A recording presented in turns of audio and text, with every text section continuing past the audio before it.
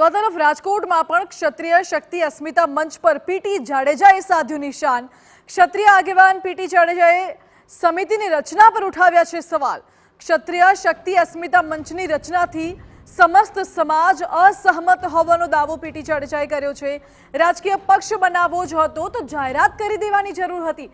નવી સમિતિને સ્થાને ક્ષત્રિય સંકલન સમિતિનું વિસ્તરણ કરવાની જરૂર હતી તેવું કહ્યું।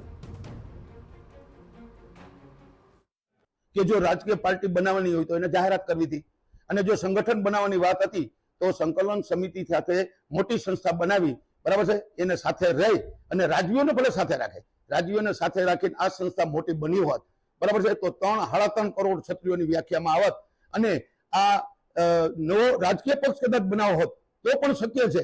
18 વર્ણને સાથે તમે રાખો, બરાબર છે, તો 6.5 કરોડ છે, પણ ક્ષત્રિયોનું જ ખાલી વાત અત્યારે કરતા હોય તો 3 કરોડ છે। સમાજના નામે ચાલી રહેલી રાજનીતિ બંધ કરવામાં આવે તેવી માંગ કરી। આ સાથે સમાજના બે ભાગલા ન પાડશો, સંકલન સમિતિને મોટી બનાવો, જરૂર પડશે તો હું એક યુવાનોને એકઠા કરીને સંમેલન કરીશ, મને બોલવા દેવામાં નથી આવતો, મેં ક્યારેય હોદ્દો નથી માંગ્યો, લગ્ન એક જ વાર થાય, બીજી વાર નાતરું થાય અને હું સમાજ માટે સમિતિમાં છું, હું સમાજ માટે લડીશ, સમાજ ઇનકાર કરશે તો હું બેસી જઈશ તેવો પણ દાવો કર્યો।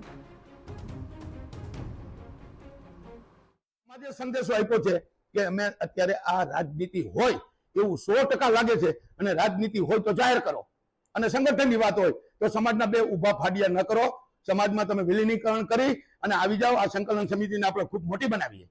તો એ તો એમાંય પણ કહે છે તમારે નીકળવું હોય તો નીકળી જાઓ, પણ હવે નથી નીકળવું, નકર તો મારું એક સૂત્ર છે, લગ્ન એક જ વાર થાય, બીજી વાર નાતરું થાય। હું નાતરું કરવા નથી ગયો, બરાબર છે, હું સમાજ માટે ગયો છું, સમાજ માટે જે કાંઈ પરિણામ આવે ભોગવવાની તૈયારી છે।